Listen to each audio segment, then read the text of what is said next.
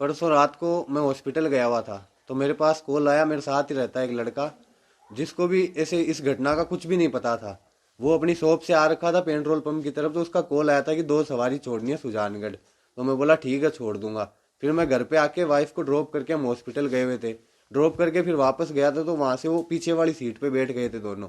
और जिसका कॉल आया था और एक लड़का और साथ में था जो मेरे साथ ही रहता है, वो एक लड़का पीछे बैठ गया और आगे की तरफ एक लड़का बैठ गया। उनको मैं बोला आप दोनों चल लो, नाइट का टाइम है, 2 लड़कों को छोड़ना है, आपने फोन किया तो साथ में सेफ्टी रहेगी, नाइट का टाइम है। तो हम चले गए। फिर उन्होंने 1500 रुपये पेट्रोल पंप पे दे दिए हमें, लाडनू पुलिया के पास में जो पेट्रोल पंप है डीडवाड़ा में, वहां पे दिए। तो मैंने तेल डलवा के वहां से फिर सुजानगढ़ की ओर रवाना हो गए। तो रास्ते में वो बोल रहे कि हमें कभी चूरू छोड़ दो, सालासर छोड़ दो, हिसार छोड़ दो। तो मैं बोला भैया आपको एक बार बता दो जाना कहाँ है। तो बोला हिसार छोड़ दो। तो मैं बोला हिसार के ज़्यादा पैसे लगते हैं। तो बोला 10, 15, 20 हज़ार लग जाए, हमें कोई दिक्कत नहीं है, आप छोड़ दो।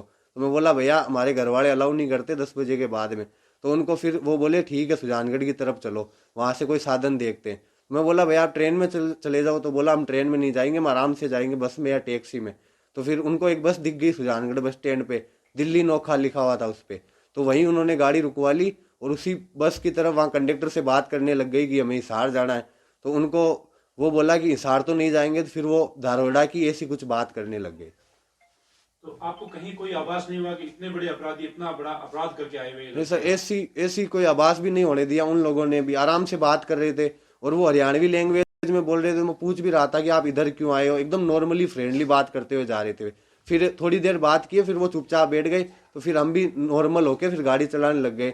और जैसे ही मतलब लाडनू के पास आने लग गए, तो बार बार में बोल रहे थे कभी सालासर, कभी सुजानगढ़, कभी हिसार, कभी चूरू, ऐसे बोल रहे थे। तो फिर हमने वहीं सुजानगढ़ में ड्रॉप कर दिया था उनको। आपको कब पता चला कि वो इतने बड़े अपराधी थे? सर जब दूसरे मैं रात को आया था, लेट आ गया, 11:30 हो गए थे आते आते।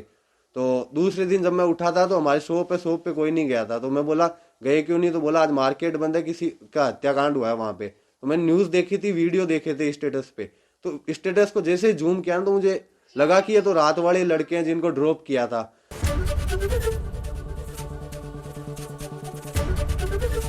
एबीपी गंगा, खबर आपकी, जुबान आपकी।